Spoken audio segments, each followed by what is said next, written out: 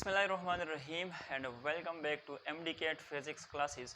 और आज हमारा लेक्चर है लेक्चर नंबर 4, जिसमें हम डिस्कस करेंगे टॉपिक एक्सेलरेशन को। तो बेटा पहले हम एक्सेलरेशन की कंसेप्ट को थोड़ा सा समझते हैं कि एक्सेलरेशन असल में हमारे पास है क्या चीज़।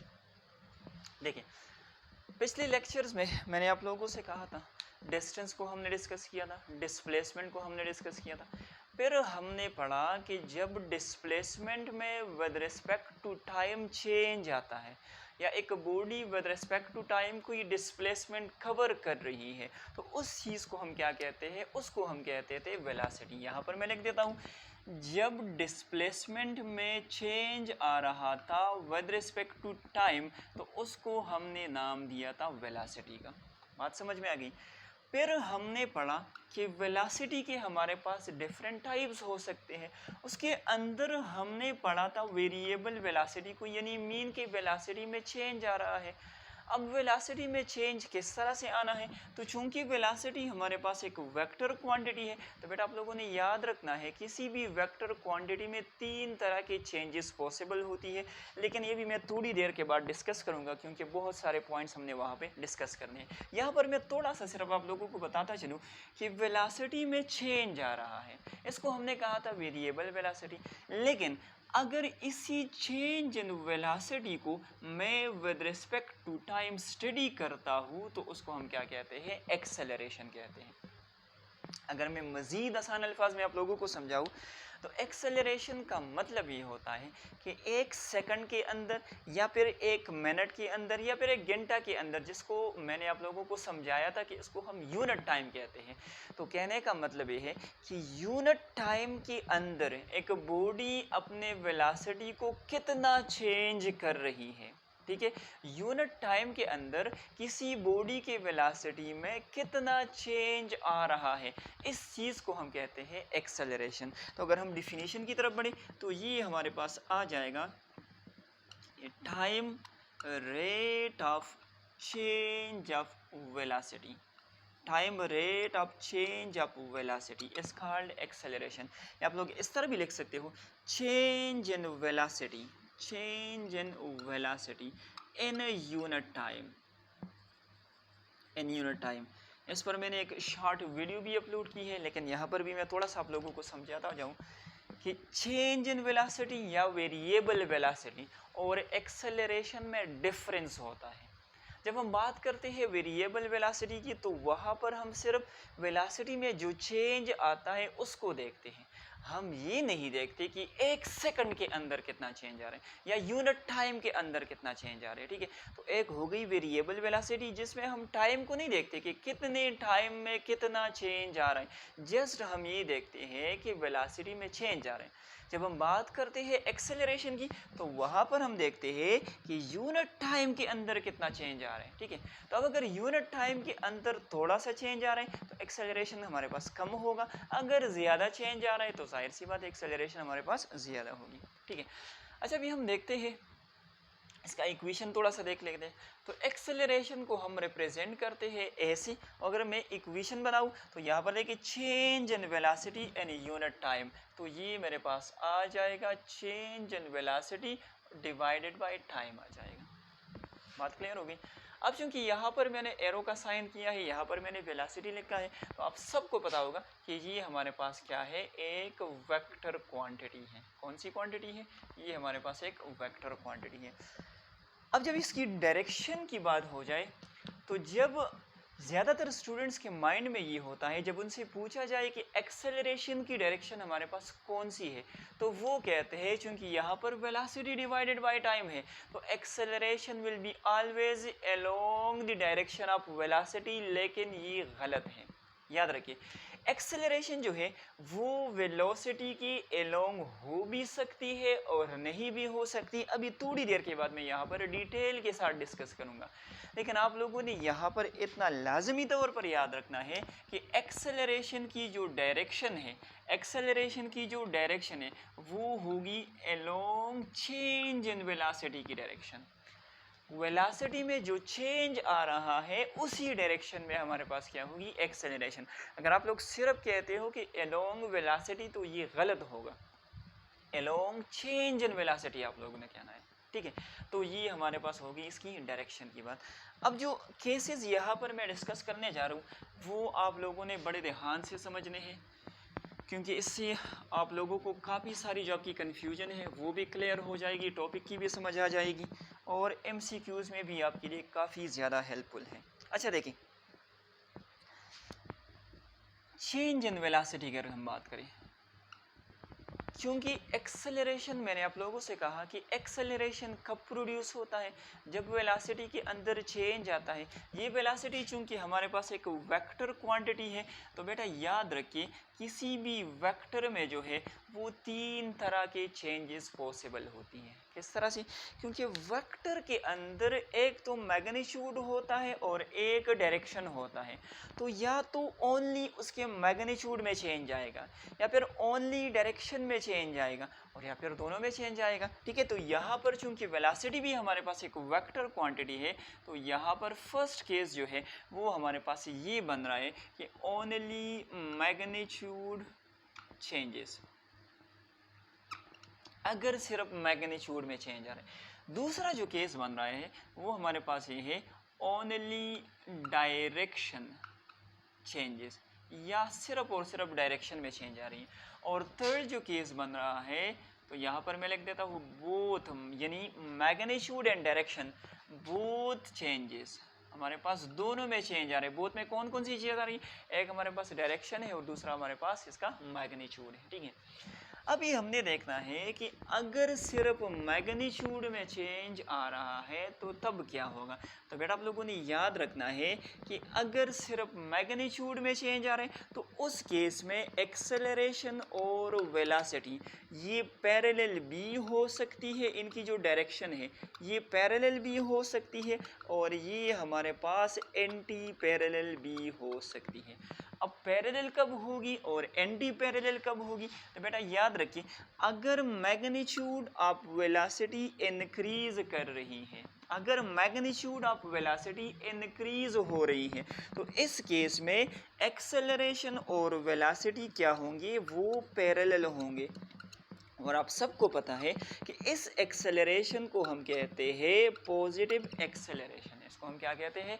इसको हम कहते हैं पॉजिटिव एक्सेलरेशन। बात समझ में आ गई? अब अगर इस तरह से हो कि वेलोसिटी की जो मैग्नीट्यूड है वो हमारे पास क्या हो रही है? वो डिक्रीज हो रही है। तो अगर वेलोसिटी का मैग्नीट्यूड डिक्रीज हो रहा है तो उस वाले केस में वेलोसिटी और एक्सेलरेशन की जो डायरेक्शन होगी वो हमारे पास क्या होगी? वो हमारे पास होगी एंटी पैरेलल, और उसको बेटा हम कहते हैं नेगेटिव एक्सेलरेशन। क्या कहते हैं उसको? इसको हम कहते हैं नेगेटिव एक्सेलरेशन। बात समझ में आ गई? अब इसकी एग्जांपल्स भी देख सकते हो। जब हम एक बॉडी को ऊपर की तरफ थ्रो करते हैं तो उस केस में जो हमारे पास एक्सेलरेशन होती है वो हम नेगेटिव कंसिडर करते हैं। क्यों? क्योंकि वेलोसिटी के मैग्नीट्यूड में with respect to time decrease आ रहा होता है, ठीक है। तो अगर डिक्रीज आ रहा है तो इसको हम नेगेटिव एक्सेलरेशन कहते हैं। अब हमारे पास क्या है? वेलोसिटी ऊपर की तरफ है और एक्सेलरेशन हमारे पास क्या है? डाउनवर्ड है, तो हमारे पास क्या हो गया? एंटी पैरेलल हो गया। अच्छा, अगर सिर्फ और सिर्फ डायरेक्शन में चेंज आ रहा है, ठीक है, तो ये हमारे पास कहलाता है सेंट्रीपिटल एक्सेलरेशन। कौन सा कहलाता है? Centripetal acceleration. अगर सिर्फ और सिर्फ डायरेक्शन में चेंज आ रहा है तो उसको हम क्या कहते हैं? Centripetal acceleration. ये हमें कहाँ पर मिलेगा? तो जब भी कोई बॉडी यूनिफॉर्म सर्कुलर मोशन करती है, क्या करती है?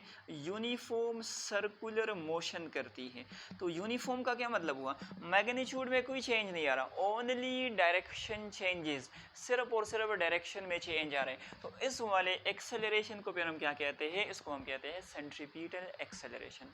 अभी मैंने थर्ड जो केस लिखा है, दोनों में चेंज आ रहा है, डायरेक्शन में भी चेंज आ रहा है और दूसरी चीज़ हमारे पास क्या है? मैग्नीट्यूड में भी चेंज आ रहा है। इस वाले केस में क्या होगा, इस वाले केस में जो एक्सेलरेशन है वो असल में कंपोनेंट्स में स्प्लिट हो जाएगा। लेट्स से एक हमारे पास अलोंग एक्स एक्सिस हो गया और दूसरा हमारे पास वाई एक्सिस हो गया। बात समझ में आ रही है? एक हमारे पास एक्स एक्सिस की अलोंग हो गया और दूसरा हमारे पास क्या हो गया, वाई एक्सिस की अलोंग हो गया। और ये हम कहाँ पर देख सकते हैं, ये हम देख सकते हैं जब हम बात करते हैं प्रोजेक्टाइल मोशन की, तो वहाँ पर इंशाल्लाह आगे जाके हम पढ़ेंगे। एलोंग एक्स एक्सिस एक्सेलरेशन के साथ भी हम डील करेंगे, एलोंग वाई एक्सिस जो एक्सेलरेशन है उसके साथ भी हम डील करेंगे। तो बेटा आप लोगों ने याद रखना है वेलोसिटी में जो चेंज है वो तीन तरह से हमारे पास मुमकिन है। एक सिर्फ मैग्नीट्यूड में चेंज आ रहे हैं, उसकी डिटेल मैंने लिखी, सिर्फ डायरेक्शन में, और या फिर हमारे पास दोनों में चेंज आ रहे हैं। ठीक है, तो आई होप यहाँ तक तो सबको क्लियर होगा। अब हम थोड़ी सी इसकी जो टाइप्स है उनको हम डिस्कस करते हैं, फिर हम लेक्चर को वाइंड अप करेंगे और इंशाल्लाह नेक्स्ट लेक्चर में फिर हम ग्राफ्स को डिस्कस करेंगे। अच्छा, टाइप्स ऑफ एक्सेलरेशन। चलिए मैं एक्सेलरेशन की जगह सिर्फ ए लिख देता हूँ। एक हमारे पास है यूनिफॉर्म एक्सेलरेशन।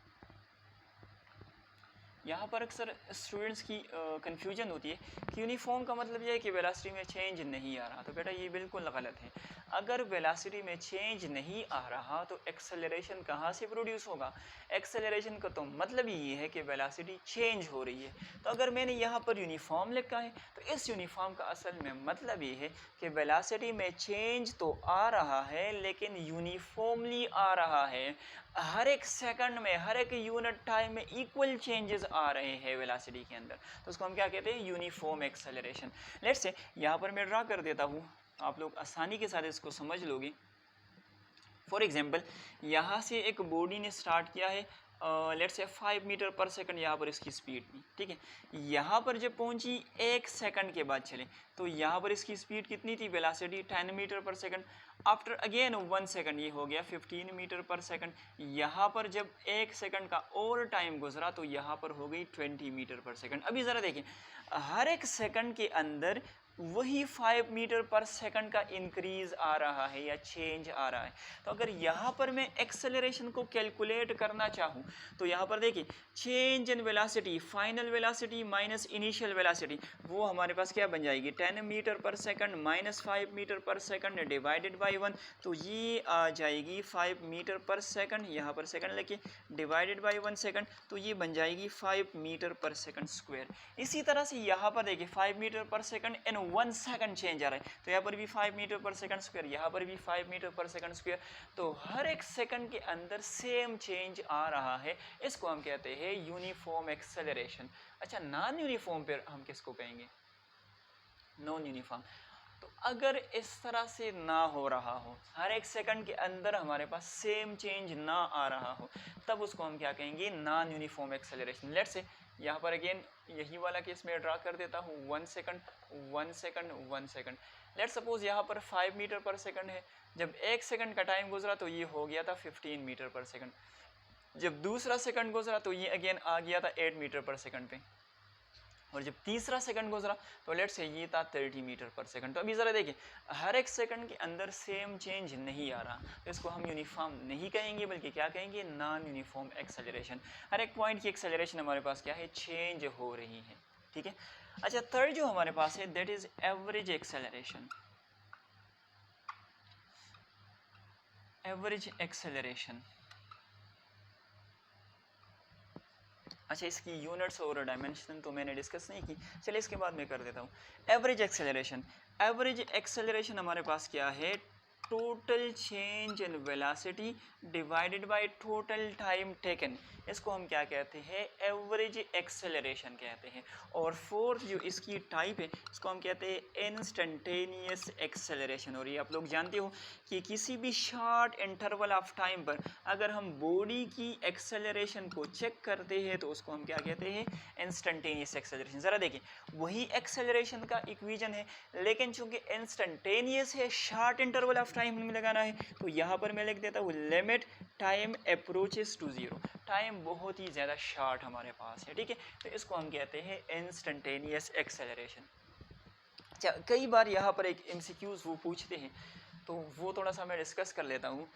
आपसे पूछा जा सकता है कि हमारे पास एक बॉडी है, ठीक है, और उसकी जो क्या है इंस्टेंटेनियस एक्सेलरेशन है और एवरेज एक्सेलरेशन है, वो दोनों इक्वल है, वो दोनों बराबर है। तो ये बॉडी जो है वो कौन से एक्सेलरेशन के साथ मूव करे? चलिए मैं लिख देता हूँ, if the instantaneous acceleration of a body is same as of the average acceleration, then the body is moving with dash type of acceleration mean। अच्छा, यहाँ पर आपके ऑप्शंस हो सकते हैं यूनिफॉर्म एक्सेलरेशन, सेकंड हो सकता है नॉन यूनिफॉर्म एक्सेलरेशन, थर्ड चलिए हो सकता है पॉजिटिव एक्सेलरेशन, डी हमारे पास हो सकता है नेगेटिव एक्सेलरेशन। ठीक है, ज़रा एमसीक्यू को पहले समझे। ये कह रहे हैं कि इंस्टेंटेनियस एक्सेलरेशन और एवरेज एक्सेलरेशन की वैल्यू अगर बराबर है, अगर सेम है, तो ये बॉडी कौन से एक्सेलरेशन के साथ मूव कर रही है। ठीक है, तो पहला वाला जो ऑप्शन है वो है यूनिफॉर्म, दूसरा जो है नॉन यूनिफॉर्म, फिर है पॉजिटिव, फिर है हमारे पास नेगेटिव। ज़रा देखें इस वाले केस को, चूंकि फर्स्ट हमने लिखा है यूनिफॉर्म, यहाँ पर एक्सेलरेशन कितनी थी 5 मीटर पर सेकंड, यहाँ पर कितनी थी 5 मीटर पर सेकंड स्क्वायर, यहाँ पर कितनी थी 5 मीटर पर सेकंड स्क्वायर। अगर मैं इसकी एवरेज एक्सेलरेशन को मालूम करना चाहूँ तो यहाँ पर हमारे पास क्या आ जाएगा, यहाँ पर आ जाएगा 5 metre per second square plus 5 metre per second square plus 5 metre per second square divided by 3, तो ये आ जाएगा 15/3। So average acceleration that is equal to 5 metre per second square. Average acceleration हमारे पास कितनी आ रही है 5 मीटर पर सेकंड स्क्वायर। अभी किसी भी इंस्टेंट पर मैं ज़रा इंस्टेंटेनियस एक्सेलरेशन को चेक कर लेता हूँ। चलिए मैं यहाँ पर देखता हूँ, यहाँ पर एक्सेलरेशन कितनी है 5 मीटर पर सेकंड स्क्वायर। अच्छा चलिए दूसरे इंस्टेंट पर, हो सकता है ये वैसे बाई चांस आया हूँ, यहाँ पर कितनी एक्सेलरेशन है वही 5 मीटर पर सेकंड स्क्वायर। चलिए यहाँ पर चेक करते हैं, यहाँ पर भी 5 मीटर पर सेकंड स्क्वायर।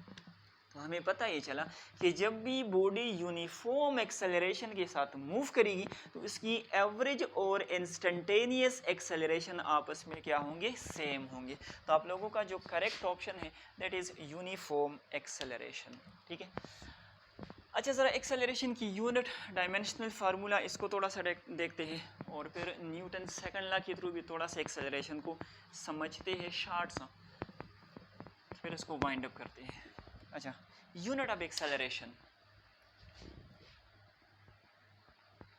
ज़रा देखें, a is equal to change in velocity over time. ठीक है, तो यहाँ पर चेंज इन वेलासिटी को हम मेजर करते हैं मीटर पर सेकंड में, यहाँ पर टाइम को हम मेजर करते हैं सेकंड्स में। अगर इस सेकंड को मैं ऊपर शिफ्ट करूँगा तो मीटर सेकंड -1 और ये वाला भी क्या बन जाएगा second -1, so this is metre per second square. अगर डायमेंशन की बात करें तो मेरे ख्याल में सबको आता होगा, चलिए खैर कर लेते हैं। यहाँ पर मीटर लेंथ का यूनिट है L, यहाँ पर सेकंड टाइम का यूनिट T-2, इस तरह भी ठीक है, या साथ में आप लोग m0 भी लगा सकते हैं। ठीक है, अच्छा अगर न्यूटन सेकंड लॉ के मुताबिक हम एक्सेलरेशन को फाइंड करना चाहें तो वहाँ पर न्यूटन सेकंड लॉ में हम लोगों ने पढ़ा था A is equal to F divided by M, force per unit mass. ठीक है, अभी यहाँ से इसको डिस्कस करने का मेरा मकसद सिर्फ ये था कि आप लोगों से एमसीक्यूज़ में पूछा जा सकता है कि न्यूटन पर किलोग्राम ये किस चीज़ का यूनिट है, न्यूटन पर किलोग्राम ये किस चीज़ का यूनिट है।